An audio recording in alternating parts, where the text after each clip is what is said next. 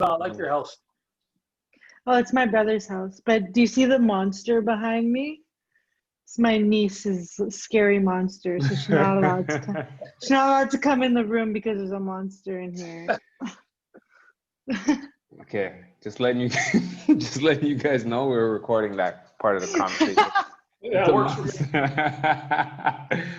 Oh man, it's good to see you guys, man. It's crazy, like, you know, how the weeks and months just flew by and we're here, right? So yeah, we're just gonna get right back into it where we started. The last time we were all together, we're still in the studio there at the Toronto podcast studio up on Shout out Bay to the Street. studio. Yeah, and now we're just doing it from shit like our home studios, I guess, right? Mhm. Yeah, The but new you know, world. for the people that listen to us for the first time, this is the Discovery Podcast. The beautiful brother down there, that's Mr. Declan, and up top is my homegirl Melissa.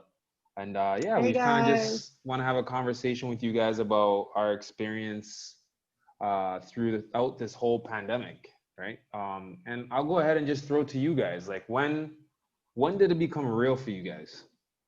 I'm gonna throw it to Mel because ladies first. Thanks. So I guess it became real. I was actually going to go to Miami the week that we were put on lockdown. Yeah. And I remember the week prior, my family was messaging me saying, I think you should cancel your trip. There's this pandemic going on. It's not really safe to travel, not really safe to go to the States. And I'm like, I'm still going. Like, I've been waiting for this trip. Like, I don't really care what you say, type of thing. And then my work, I got an email late at night saying we're going fully remote. We're not going to be coming into the office anymore. And I'm like, oh, damn, this is serious. And then Miami actually like closed down all their pool bars and restaurants and hotels and whatnot. So I'm like, okay, I guess I'm not going. And that's when it really kind of hit that this is kind of a real pandemic. Like, this is really happening. And then I thought, okay, it might last maybe like a month or two. Then it just kept going and going and going and still going till now. I moved back home, which was really nuts. I lived downtown before. So I think in the midst of all that, the biggest change and when it really hit me is when I decided to move back home too. Yeah, I think that caps it pretty well. How about you, Dex? I would say when it hit me was, so I went to Thailand in January. So, this was just kind of like, COVID was kind of like the talk. Nothing really happened here in Toronto yet. And then I'm in Thailand, my second week, all of a sudden, it's everywhere you go, you had to walk through a gate, and it was checking your temperature. But then you go into certain malls, they have the temperature gun, it goes to your forehead. And then it started to hit back in Toronto while I was still in Thailand. Yeah. So then we were kind of like, yo, like, what if we're not allowed back home? Yeah. And I didn't want to be stuck in, Thailand was beautiful, but there's only so much Thai food one brother can eat. You know what I mean? Yeah. Like, for me, that's when it really got real. Like, when I was nervous to land in Toronto Pearson, thinking, what if I haven't? What if they send me back? What if I haven't? Where are they going to send me? Yeah. And I was actually nervous walking through the airport for the first time ever in my life. That's Did when you I was wear a mask? Were you wearing a mask when you were walking through the because airport? the masks weren't, it wasn't mandatory yet. Yeah. And no one thought, oh, let me wear a mask. That's going to help me. Yeah. There's only certain cultures that wore a mask because they were always wearing masks. So then I was like, man, like, that was a little bit nerve-wracking coming through the Pearson Airport. Then I realized, okay, this is something. But I would say in the first week when we actually shut everything down, and I was driving at 4 o'clock on the 401, and there was no one on the road, I'm like, oh, this is real. Yeah. How about you, Andre? For me, I don't know, like there's like so many moments, but one of the first memories I have was of when all the sports leagues shut down. Like I watch a lot of sports and the playoffs were about to start, right? And I remember I think it was like a Thursday. It was announced that like Rudy Gobert and a few of the Utah Jazz had tested positive for the coronavirus at the time, and they had just played the Raptors. So we're all like, oh man, like the Raptors are gonna have to quarantine. Like at the time, we weren't thinking pandemic and shutdown. We're thinking like, okay, it's how is this gonna affect the Raptors, right? Yeah.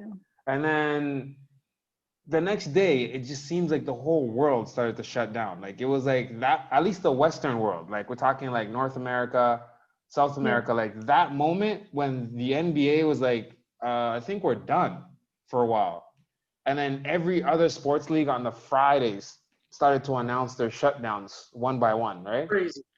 And I remember being around some colleagues and like everyone's talking about it, like, oh, it's crazy about that. Like, but no one's reflecting on how it could potentially affect us. We're just thinking about, oh yeah, they can't play sports, like stadium full of people. And then um I think either that weekend or the following Monday, our premier here in Ontario, Rob Ford, said he was going to make announcements like that, I think Thursday or Friday. And literally that same week, they announced like that Ontario was being locked down. And only, I think it was like essential services were going to be allowed to proceed as per usual with some, safety protocols, right? And still it was like, okay, like it's getting pretty serious, but they're just being cautious, right? Yeah. And then it was like you're seeing on the news, people are going to stores and hoarding, and there's like people fighting in grocery stores over toilet paper and stuff. So I'm still thinking like, nah, there's no way. That's like in certain towns or whatever, Vancouver, they love to ride over there. So I went to the superstore. I think it's in Mississauga. Like I went to the superstore, and outside it wasn't that bad, but I get inside and the lineups were insane. Like each cash register had lineups, like people were waiting for like Justin Bieber or Drake concert tickets. It was crazy. And I was in there for like 2 hours, and I went to the aisle for like the tissue and the toilet paper. It was empty. It looked like they got robbed.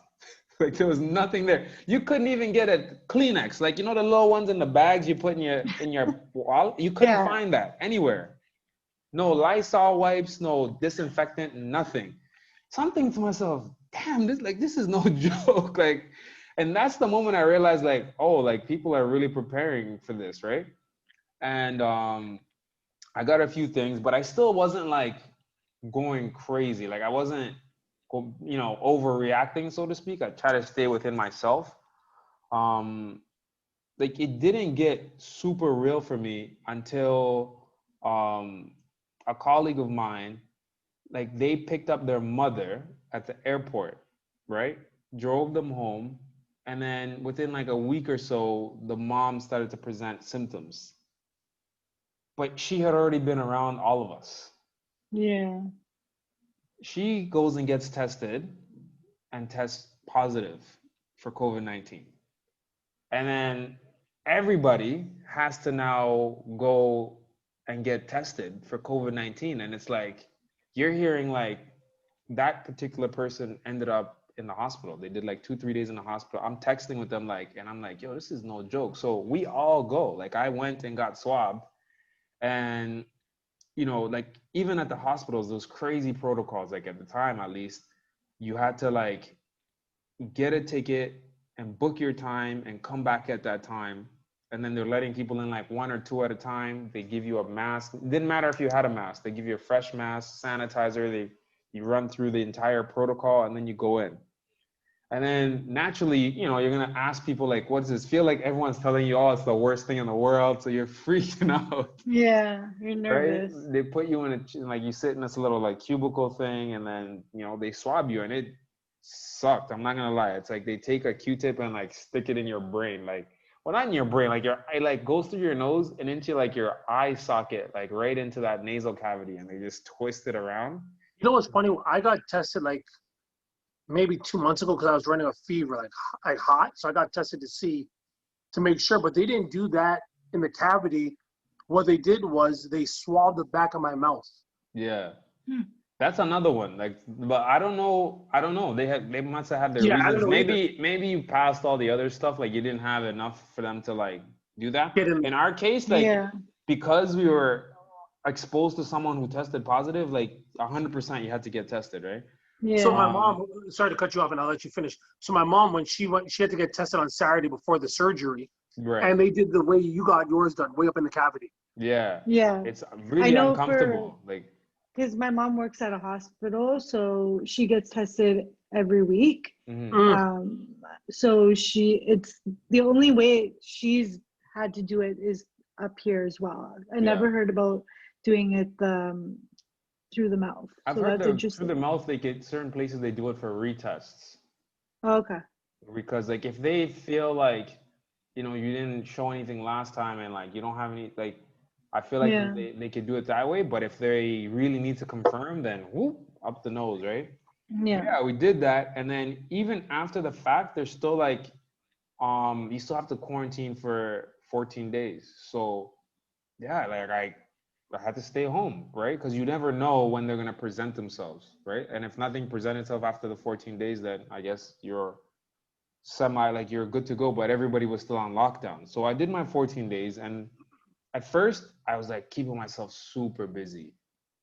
But then quickly I realized like this is the first time in my life, or the first time in my adult life, and maybe even as far back as like 14 or 15, that I didn't have like like anything formal or scheduled to do. Like there's no school, there's no work, and it was like kind of surreal. I know, Mel, you and I had this conversation where it's like you don't know really what to do with your time. Right? You Yeah. do as much work as you can, like whatever work that you have, and then it's like it's the same four walls day in and day out. And the first 4 or 5 days you're like, I got this, and then it starts to get to the week, and it starts to drag, and you start to really start to feel like, yo, I need to get out of here. Like, it wasn't a good feeling, but I stuck it out. I did the 14 days, but I couldn't imagine like people that had to do it and were sick.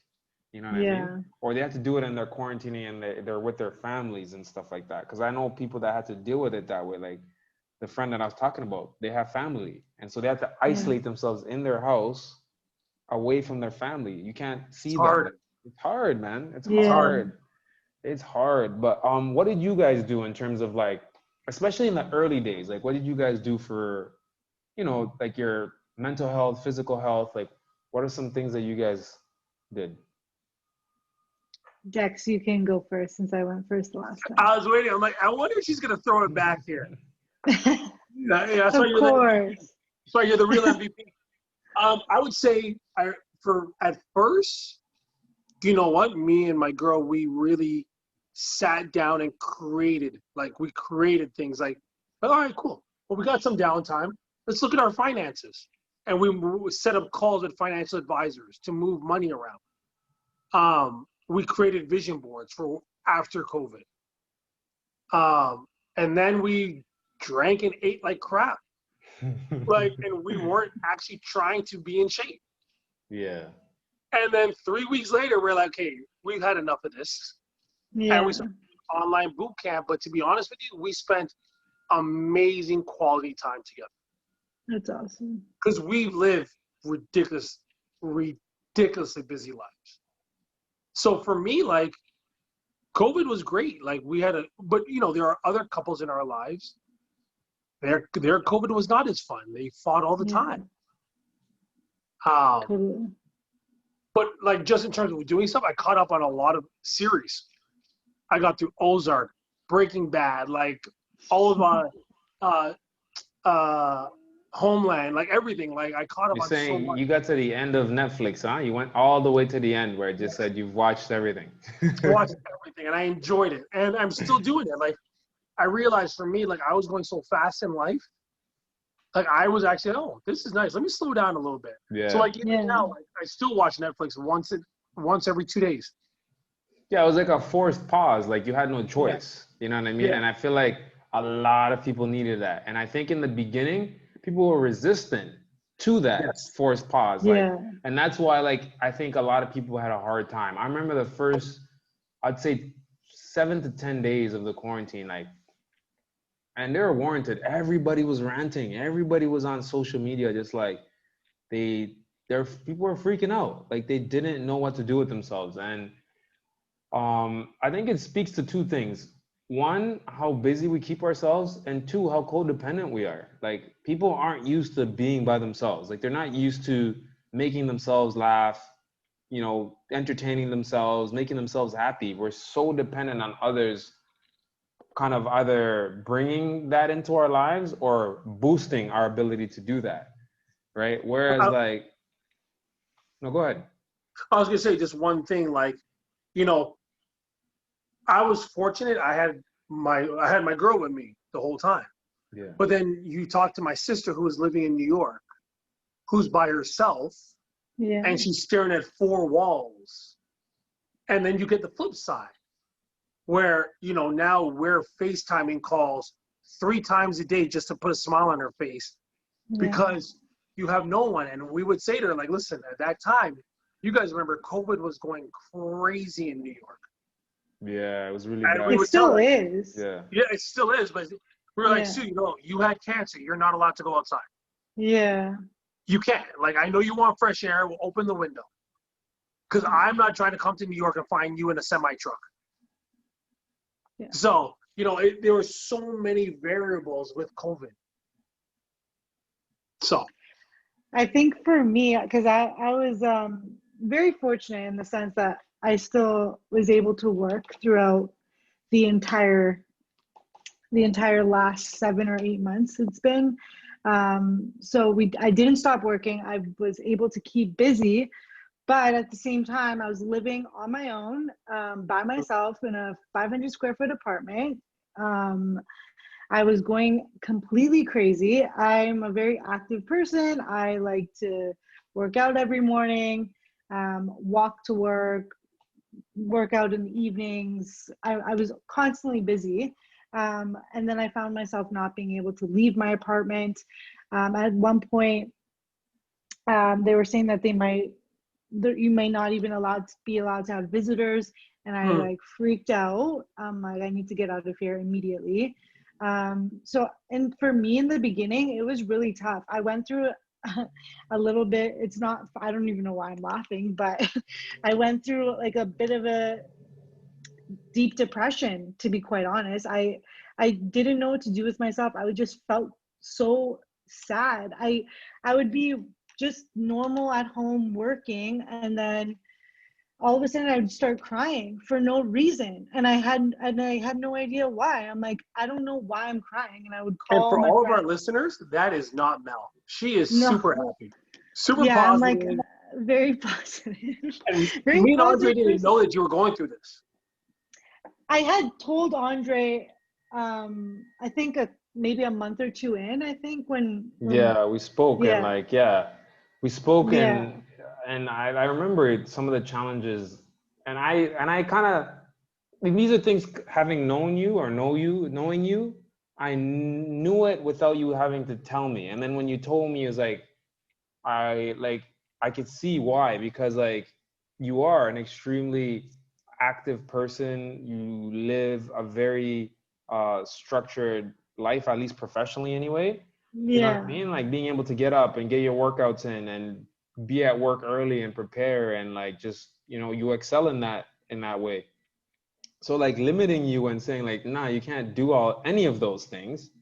And on top of that, you can't go outside. And I think the biggest issue wasn't people being told you can't go outside. It was being told you can't go outside indefinitely. That's the worst thing you could do to someone.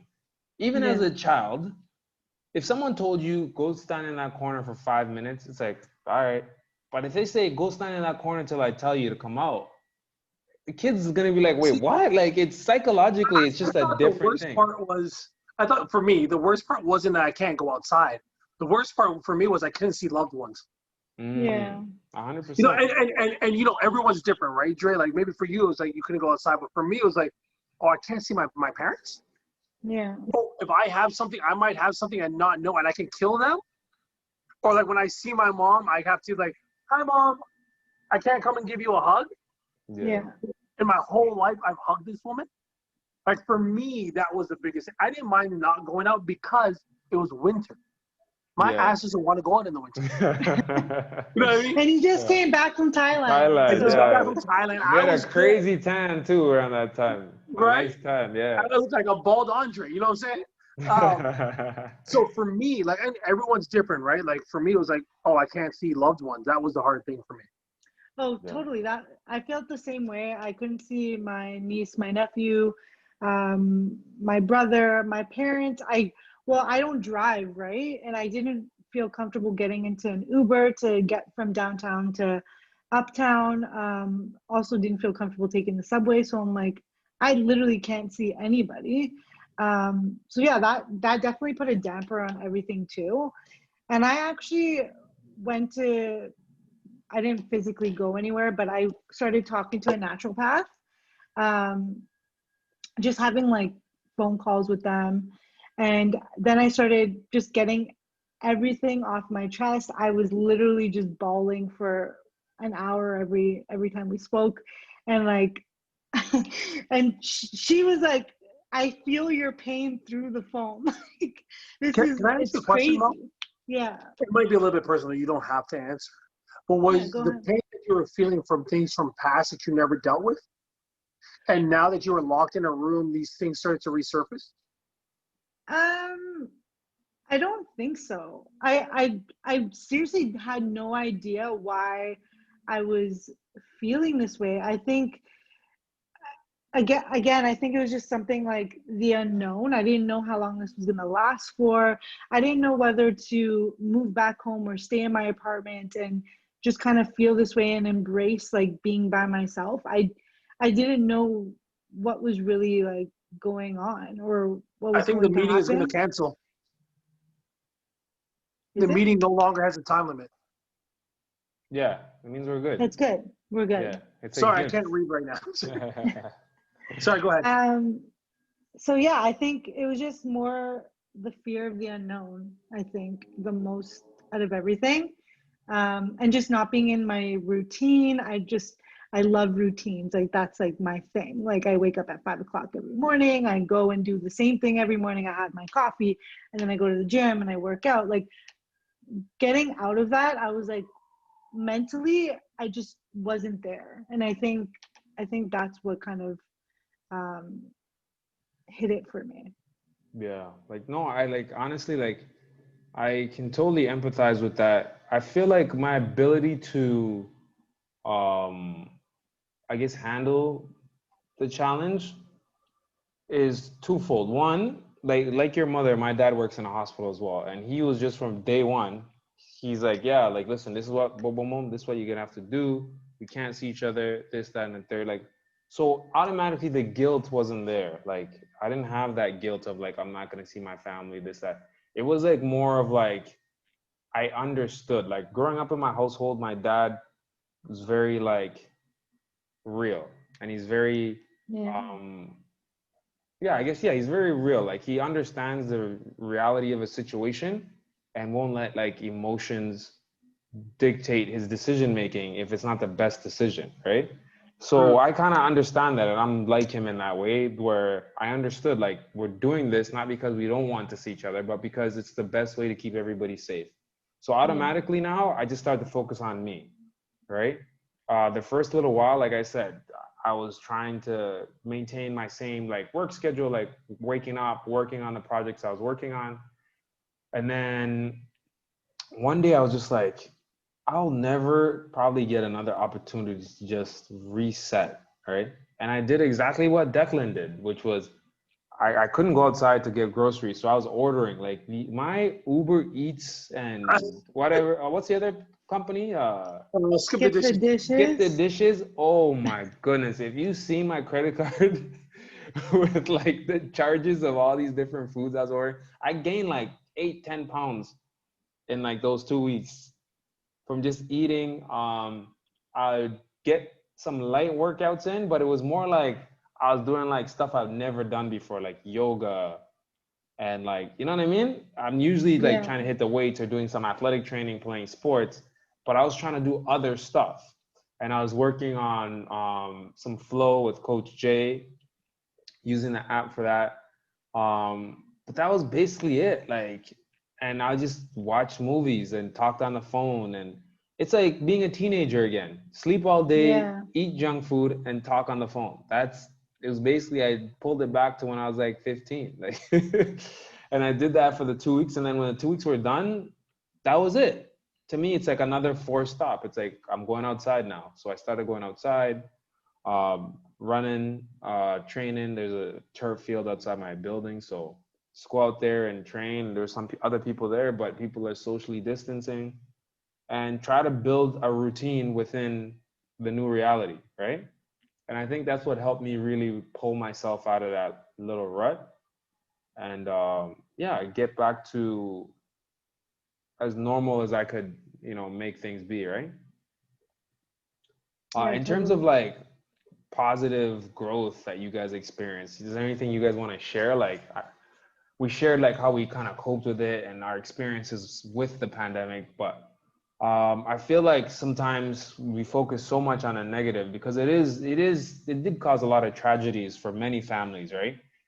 But I'm sure there's a lot of positives as well. Like, I know, Declan, you mentioned about, taking the time to pretty much get organized and get reset, right? I, I think for me, when I think about the pandemic, I think like there was so many great awakenings during this pandemic. Yeah. Like for example, when it's Mel's birthday, we don't have to go take her to an expensive restaurant. Hmm. We don't got to buy her expensive gifts. We could just drive by her house, honk her a horn, and show her how much we love her. Yeah. Do you know what I mean? Like we Yeah. almost started to lose the value of those little things and Yeah. how important it is just to go by someone's house. Hey, how you doing? You all right? Let's just sit on your patio and have a coffee. We don't need to do all these really expensive things because it's more about the value of time than the value of gifts and stuff like that. That was a It's the huge thing for effort, me. right? It's the It's effort. effort. And the Yeah. beautiful thing about Yeah. effort, it's free. It's Yeah. free. And Yeah. I've always said this. I said I will never ever be upset at someone who gave their all, who tried, who made an effort. Like, I'll never be upset, even if you absolutely are terrible at whatever thing that you promised, but you tried really, really hard. Like, who am I to be upset at that? You know what I mean? Hmm? Like, I feel like effort is like a big thing. Like, people don't try. Like, they just go with whatever's the easiest solution or the least time consuming solution, because we want to go back to number one, us. You I do know? think there has been an increase in family value, to be honest with you. Oh yeah, I think 100%. that now more than ever, people are spending time, like quality time with their families. Yeah. Because they Um, realize like that it's never been taken away. And sometimes, you know how the old saying goes, like, you don't know what you're missing until it's taken away from you, Yeah. yeah, right? It's like we've we're in a day and age where everybody is very much into themselves. It's just what we do. Everyone's trying to get ahead. Everyone's trying to, whatever it is that they're pursuing. And sometimes we forget that to get to a position where we're able to pursue these things, it took people, it took a village, it took our family, it took our friends to support us, in order for us to get to that point in our lives. But sometimes we forget or take for granted the ability to connect and thank them and be with them, right? 100%. Well, I 100% agree with you. And even just how, like, strategically they slowly would go into phase two and phase three, and it's like you can have 5 people and then 10 people. It's really dope because you connect with your closest five or whatever, and you rebuild, rekindle that. And then you introduce maybe like your second wave of friends who are like not maybe your close friends, but they're your good friends. And then they move that to 25, and it's just increasing and increasing. And it's like, I think it's beautiful. You get to see, honestly, who are the important people in your life, who you should be giving that time to. Because like you said, time is valuable, right? But at the same time, we can still make time for the people that really, really matter. You know what I mean? And I 100%. think this is what it reminded a lot of people, man. And what you Yeah. said was like, it rings so true. It rings so true because I had a friend of mine, he hooked me up. He's like, oh man, just had like a beautiful moment yesterday. I almost cried. I said, what happened? He's like, on his wedding day, well, the day that was supposed to be his wedding day, has since been postponed. Like almost everybody in his family drove by their house with signs like happy wedding day, like honking, like the neighbors came out and like he almost brought them to tears. Like it was so Beautiful. beautiful, right? Because it's something for them that day probably didn't feel good. It's like we're supposed to be married on this day and we're not. And then everybody, the entire family rallied around them, right? So it's really dope. I think for me it was the family values thing. Although I'm Italian, family is like everything for us. But since I wasn't living at home, I didn't really make and I just was so busy all the time. I didn't make the effort to go see my parents as often as I should.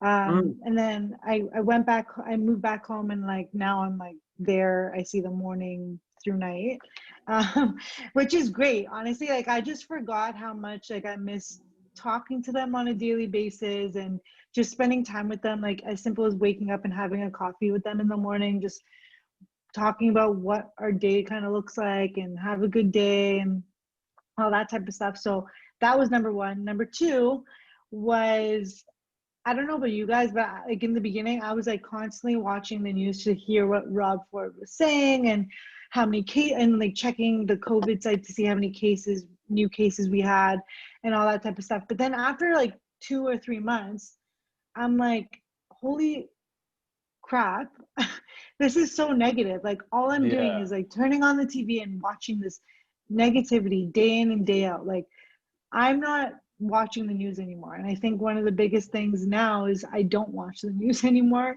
which I just takes away that whole negative aspect and negativity that the news brings in. And I think that was like one of the best things that could have happened to me during the pandemic.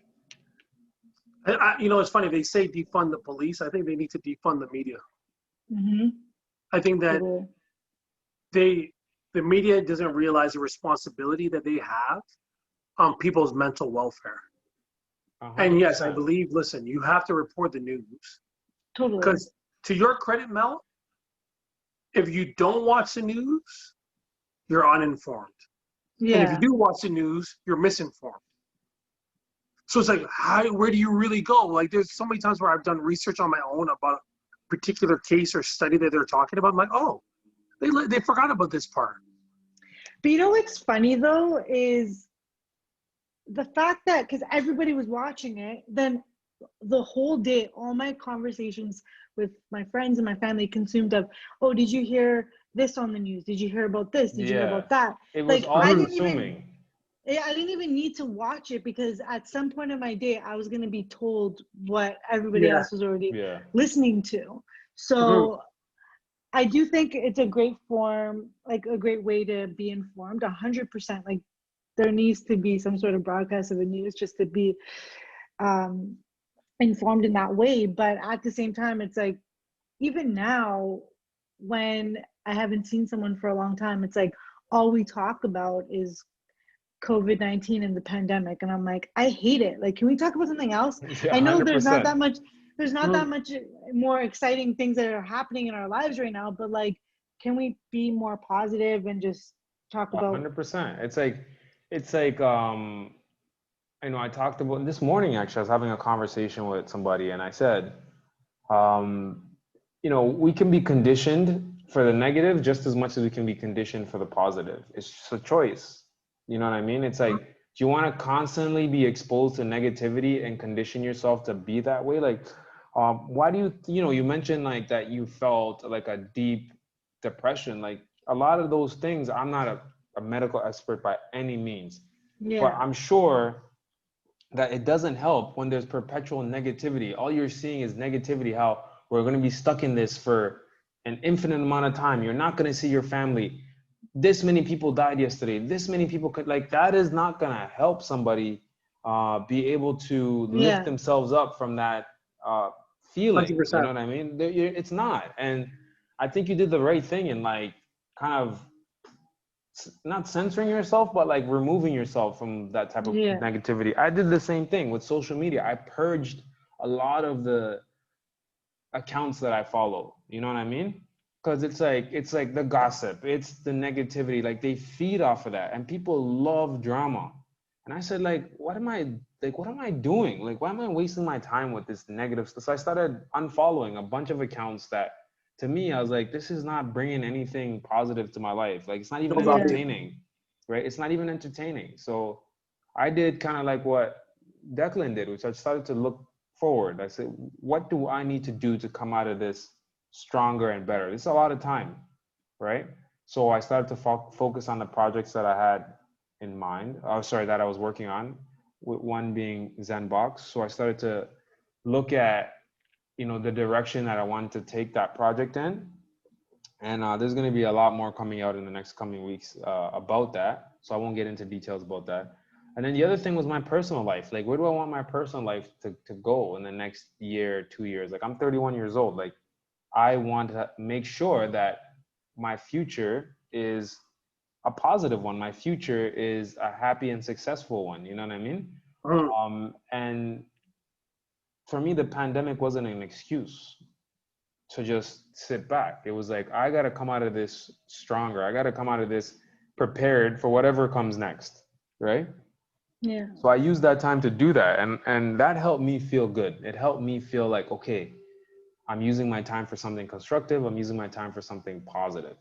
Right? So that when this is over, I'm ready for the next step. Right? Like, I have a friend who she says this cute thing with her kids, and she says, girls, like, what's the key to success? And the kids say, preparation is the key to success, right? You got to be prepared, right? You got to be prepared, or opportunities will pass you by, right? And it could be something small, right, to something big, but just be prepared. So I spent the pandemic pretty much preparing myself to keep moving forward, right? I don't want this to be a setback year. It could be a pause year, meaning, we were forced to stop at a certain stage of our life, but it shouldn't mean we were going to go backwards.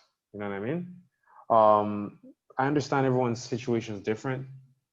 A lot of people are taking a monetary and economic hit, which can feel like a setback.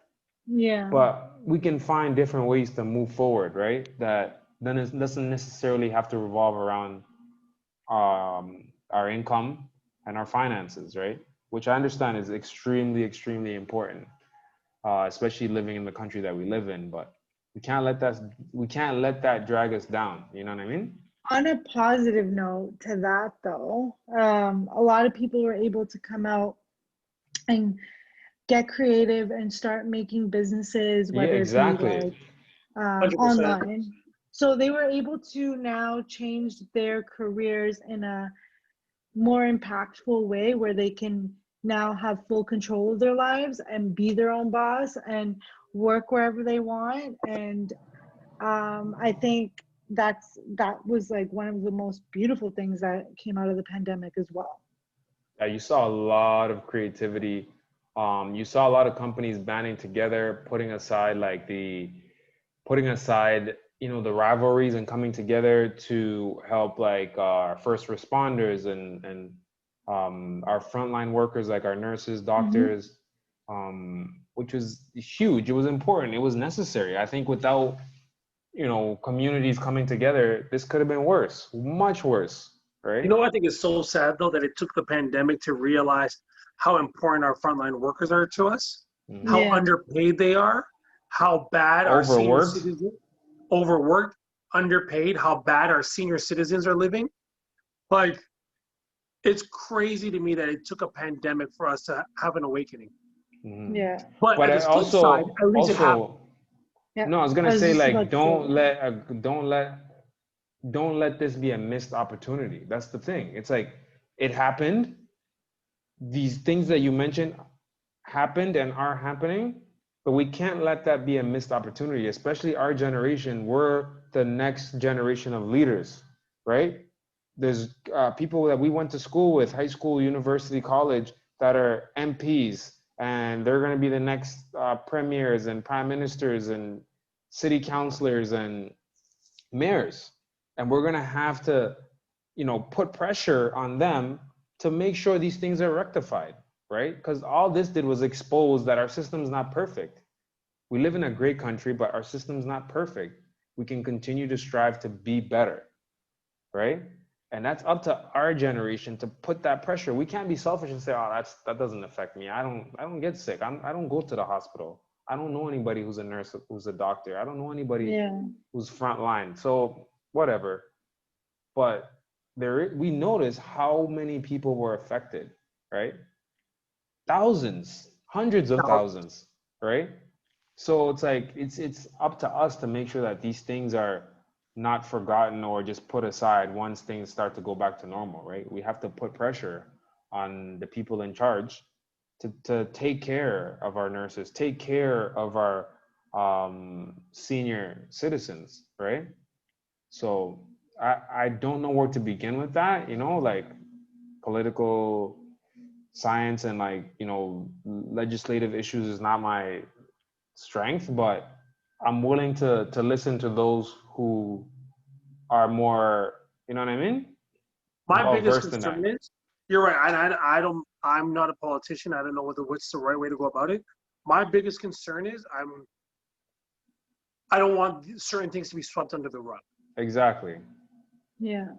You know what I mean? Like the amount of money that people pay for their grandparents to be in a home or their parents to be in a home, it's like a mortgage.